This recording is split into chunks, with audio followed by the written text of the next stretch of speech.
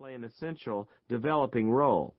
Out of the three great virtues of faith, hope, and love, the Apostle Paul wrote that the greatest of these is love.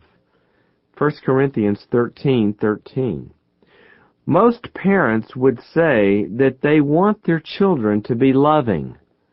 Loving people recognize that the world does not revolve around them. They consider the consequences of their behavior on people around them before they act.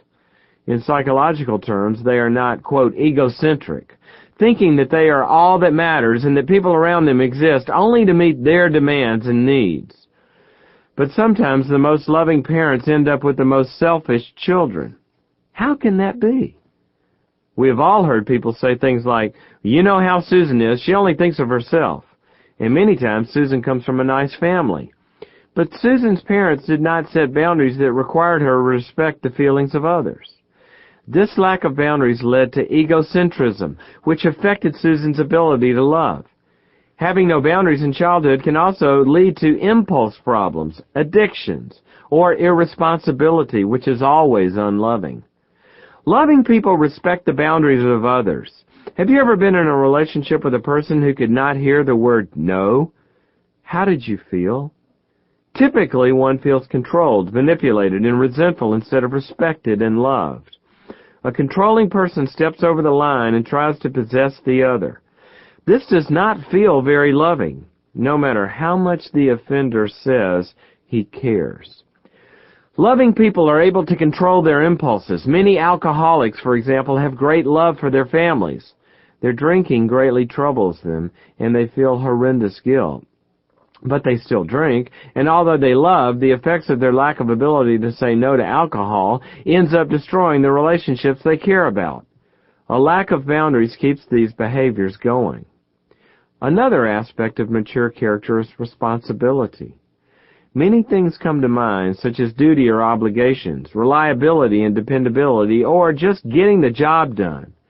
Responsibility is actually broader than this. We think of responsibility in terms of ownership. To take ownership of your life is ultimately to take control. Ownership is to truly possess your life and to know that you are accountable for your life, to God and to others. When you take ownership, you realize that all aspects of your life are truly yours and only yours, and that no one is going to live your life for you. Responsibility has been problematic for humankind ever since the Garden of Eden. Remember how Adam did not take responsibility for his own choices? When God asked him what had happened, he blamed Eve. "It was the woman you gave me," he said, implicating not only Eve, but God as well, as if God and Eve were to blame for his wrong choice. And then Eve blamed the serpent for deceiving her. The human race has been struggling with such lack of ownership ever since, and if we cannot take ownership of our own lives, we are not in control of them either. The other day I was counseling a couple who were having marital problems. I asked each of them about their behavior. Both of them told me that they couldn't control their own behavior. Each thought their problems were the other one's fault. With each one disowning their own behavior toward the other, there was little chance for change. They reminded me of Adam and Eve. Your goal for your child is that he will gradually learn that what falls within his boundaries, feelings, attitudes, and behaviors, are his problem, not someone else's. The child who says of his sister, "She made me do it," will be saying the same thing as an adult. The truly responsible adult realizes, "I made me do it, and I am responsible." With that, there is hope for self-control to develop. Have you ever been in a relationship with a, quote, victim? Victims feel as if they have no choices in life. Life is something that happens to them, and whatever comes their way is their lot. Children raised with good boundaries learn that they are not only responsible for their lives, but also free to live their lives in any way they choose, as long as they take responsibility for their choices. For the responsible adult, the sky is the limit. If you raise your children to take control of their own lives, they will be so far ahead of everyone else that success in life is all but guaranteed. What a head start they are going to have on the rest of the pack.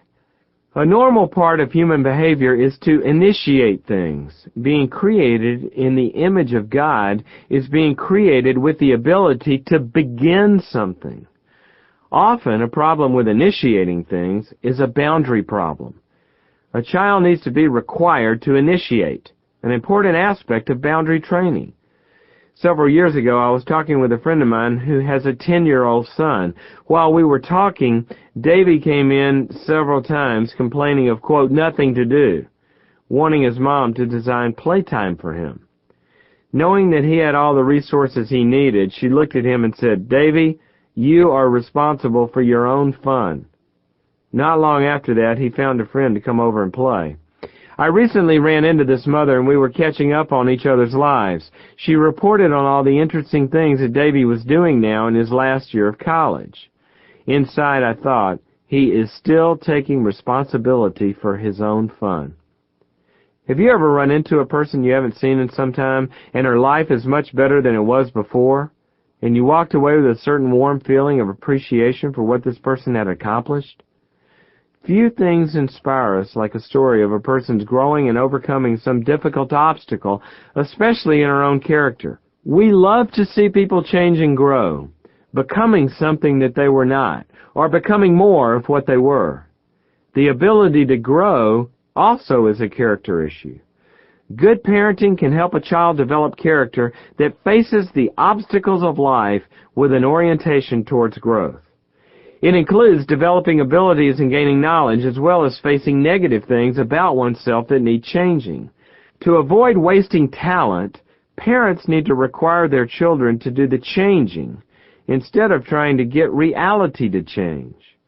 Boundaries help children to see what is expected of them and how they need to grow to meet those expectations. A less than honest person is somewhere between a pain and a catastrophe. As a counselor, I have seen more heartache caused by dishonesty than probably any other relationship problem. Dishonesty fuels betrayal, blocks intimacy, and prevents growth. To the extent that a person is able and willing to be honest, he can grow. Honesty begins with parents who model it, require it from their children, and provide them with a safe environment in which to be honest. By and large, all children hide the truth when it threatens them. So parents need to create a context in which a child's natural tendency to hide can be overcome. This requires a delicate balance between safety and standards. Boundaries help someone to tell the truth. Besides requiring the truth, boundaries give the safety of known consequences for failure. Children can handle the known logical consequences of their mistakes, like a timeout, loss of TV privileges, or a loss of trip to the mall, much better than they can handle relational consequences like anger, guilt, shame, condemnation, or abandonment.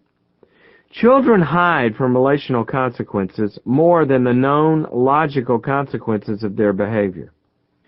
Seeing character building as a task of parenting can be overwhelming.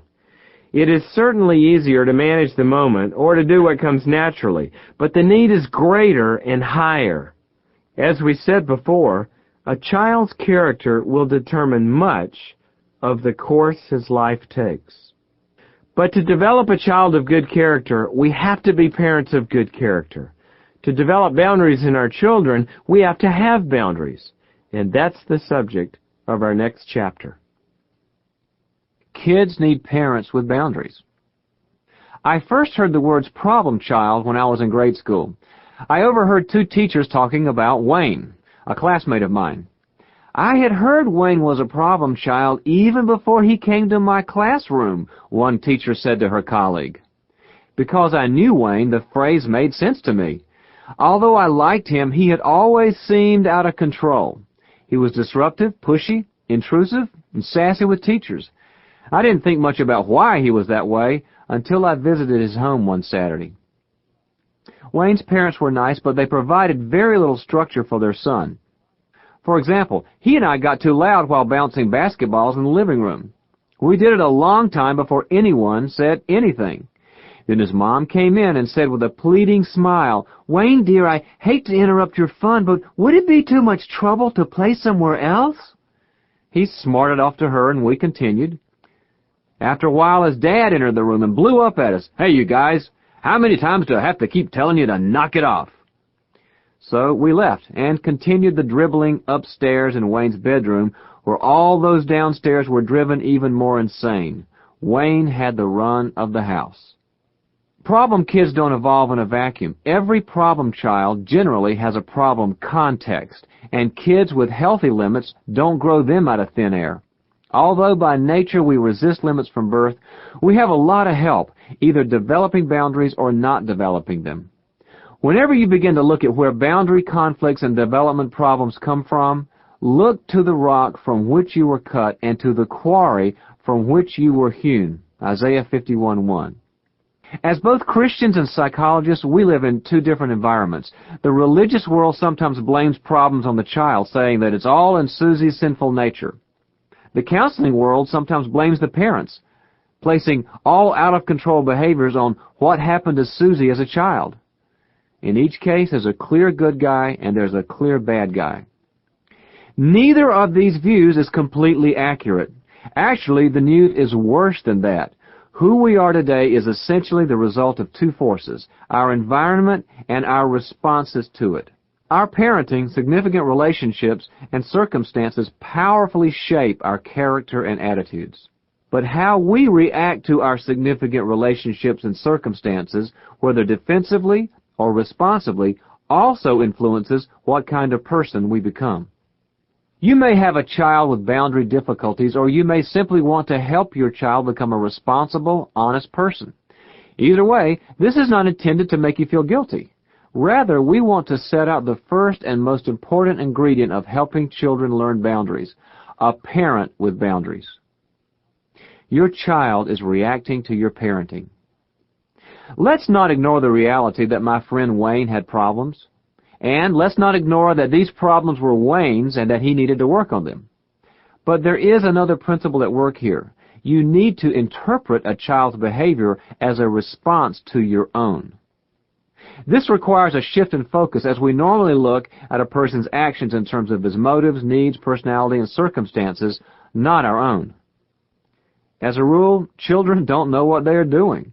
They have little idea how to handle life so it works right. That's why God gave them parents, to love them, give them structure, and guide them into maturity. The first and most fundamental mental picture children have of the way the universe operates is at home. The home is where they form their concepts of reality, love, responsibility, choices, and freedom. So if you relate to your children in a way that mirrors God's laws, they will make a successful transition to the outside world. But if you protect your children from the pain of irresponsibility, you set them up for many struggles in adulthood. One of the most helpful questions parents can ask themselves when faced with a child's problem is not, why won't he stop hitting his brother, but what was my part in creating this problem? This may be painful, as it will require your looking at the plank in your eye rather than the speck of sawdust in your child's. See Matthew 7:1-5. But the benefit of this approach is that it takes you out of the futility of trying to control your child and into the possibility that you can control your stance with your child. There are 3 ways you can influence your kids to develop boundaries. You teach your children to tie their shoes, ride a bike, and clean their rooms. You send them to school to learn a million facts and skills. You also teach them boundaries, the ability to hear and say no appropriately. The concepts and principles of boundaries are explicit and clear. They aren't vague, esoteric ideas. Instead, they are grounded in reality, God's laws, and everyday life. As a result, you can directly teach boundaries, and your children can learn them. You can help your children put words to their experiences, apply your teaching to new situations, and clarify and modify the teachings as they grow and develop. For example, don't be afraid to use the word boundary with your child. It's a useful one. When she defiantly refuses to stop screaming in anger at you, wait until a calm time later. Even further, teach your children boundary principles, not simply practical applications. Young children can learn the statement, "You are responsible for your behavior." They will not be able to blame the lack of accomplishment on anyone else. Boundary concepts like these can quickly become part of a family's everyday life, and children will see the applications in other areas. Modeling is different from teaching. Children observe and learn from how you operate with boundaries in your own world. They watch how you treat them, your spouse, and your work.